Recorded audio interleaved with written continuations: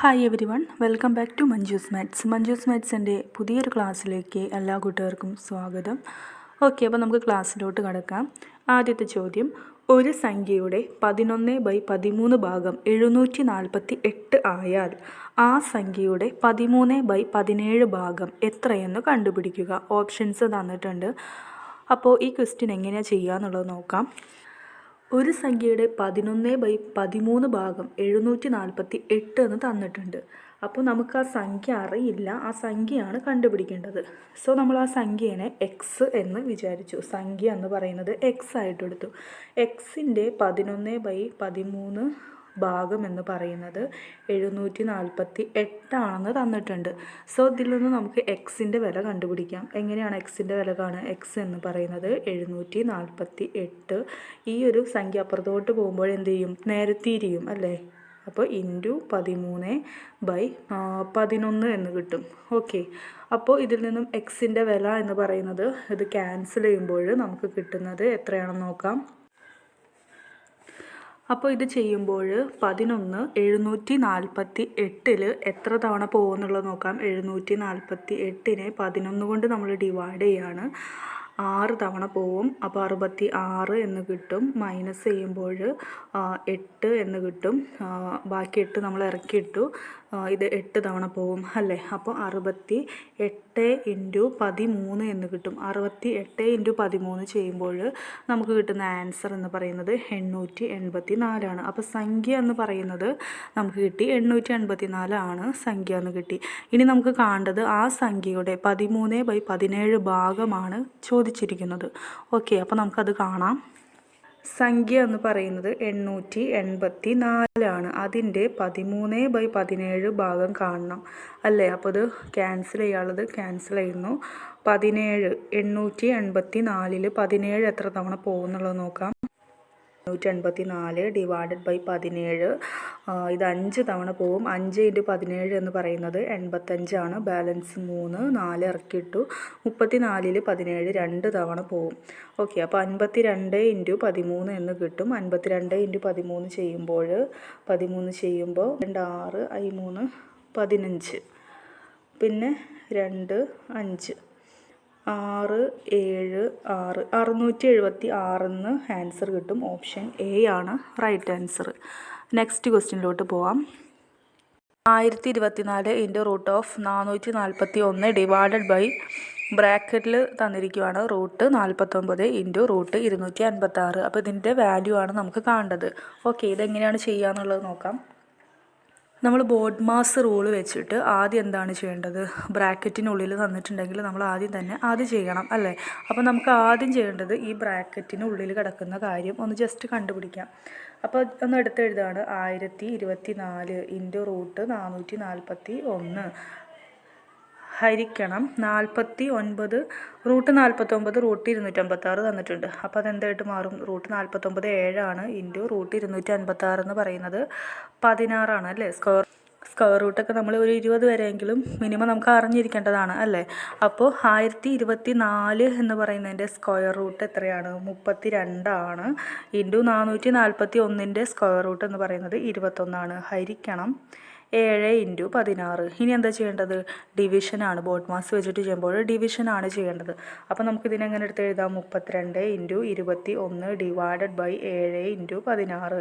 ഇനി ഇതിൽ ക്യാൻസൽ ചെയ്യാം. 21 7 3 തവണ, 16 32 2 തവണ. അപ്പോൾ 2 × 3 എന്ന് കിട്ടും. ആൻസർ 6 ഓപ്ഷൻ സി ആണ് right answer. Okay, next question. ഒരു സമചതുരത്തിൻ്റെ വിസ്തീർണം 529 ചതുരശ്ര സെൻറ്റിമീറ്റർ ആണ്. ഈ സമചതുരത്തിൻ്റെ വശത്തേക്കാൾ 5 സെൻറ്റിമീറ്റർ കൂടുതൽ നീളവും 5 സെൻറ്റിമീറ്റർ കുറവ് വീതിയുമുള്ള ഒരു ചതുരത്തിൻ്റെ വിസ്തീർണം സമചതുരത്തിൻ്റെ വിസ്തീർണത്തേക്കാൾ എത്ര കുറവ് ഓർ കൂടുതലാണെന്നാണ് ചോദിച്ചിരിക്കുന്നത്.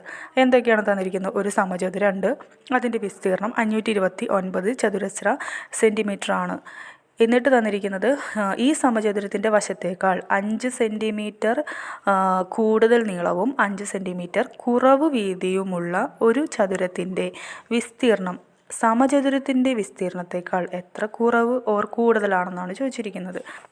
നമുക്കറിയാം സമചതുരത്തിൻ്റെ വിസ്തീർണം നമുക്ക് തന്നിട്ടുണ്ട് 529 സമചതുരത്തിൻ്റെ വിസ്തീർണം എന്ന് തന്നിട്ടുണ്ട്. അപ്പോൾ സമചതുരത്തിൻ്റെ ഒരു വശം കാണാനായിട്ട് എന്ത് ചെയ്താൽ മതി, അതിൻ്റെ റൂട്ട് എടുത്താൽ മതി അല്ലേ. അപ്പോൾ വശം കിട്ടും. 529ൻ്റെ റൂട്ട് ചെയ്യുമ്പോൾ നമുക്ക് കിട്ടുന്നത് 23 സെൻറ്റിമീറ്റർ എന്നാണ്.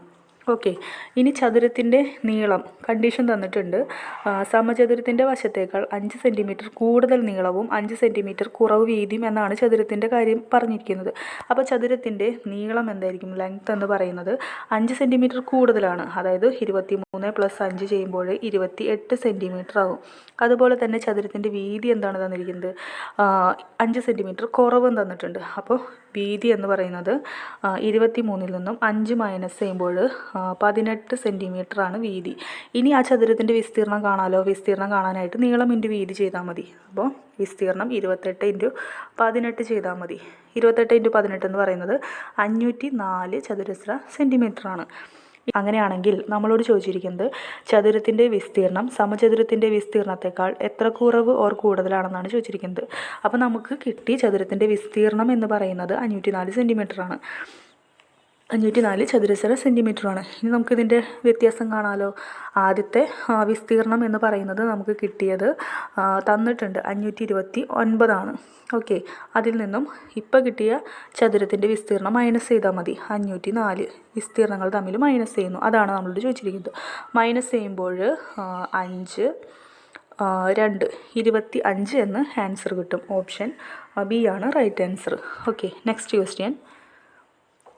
ഒരു തുക 12.5 വർഷം കൊണ്ട് സാധാരണ പലിശ പ്രകാരം ഇരട്ടിയാകും എങ്കിൽ പലിശ നിരക്ക് എത്ര എന്നാണ് ചോദിച്ചിരിക്കുന്നത്. നമുക്കറിയാലോ, സാധാരണ പലിശ അഥവാ സിമ്പിൾ ഇൻട്രസ്റ്റ്, അതിൻ്റെ ഫോർമുല എന്ന് പറയുന്നത് നമുക്കറിയാം. PNR/100 അറിയാവുന്നതാണ് അല്ലേ. ഇവിടെ n എന്ന് പറയുന്നത് നമുക്ക് തന്നിട്ടുണ്ട് 12.5 ആണ്. തന്നിരിക്കുന്നത് എന്താണ്, ഒരു തുക 12.5 വർഷം കൊണ്ട് സാധാരണ പലിശ പ്രകാരം ഇരട്ടിയാകുന്നു. നമ്മളോട് കാണാൻ പറഞ്ഞിരിക്കുന്നത് പലിശ നിരക്കാണ്. അപ്പോൾ 12.5 വർഷങ്ങൾക്ക് ശേഷം തിരികെ ലഭിക്കുന്ന ആകെ തുക എന്ന് പറയുന്നത് എത്രയായിരിക്കും?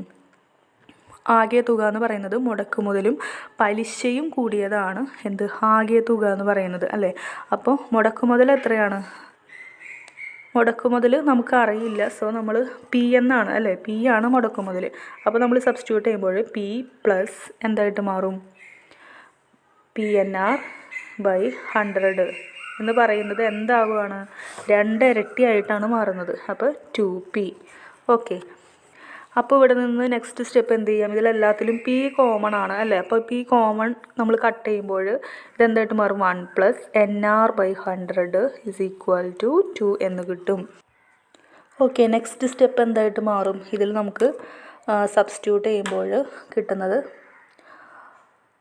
ഈ 1 അപ്പുറത്തോട്ട് പോകുമ്പോൾ 2 - 1 അപ്പുറത്ത് 1 മാറും അല്ലേ. അപ്പോൾ എന്നിൻ്റെ വില എന്ന് പറയുന്നത് നമുക്ക് 12.5 ആണ്.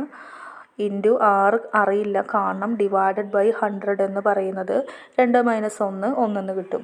ഇനി നമുക്കിതിൻ്റെ വാല്യൂ കണ്ടാൽ മതിയല്ലോ.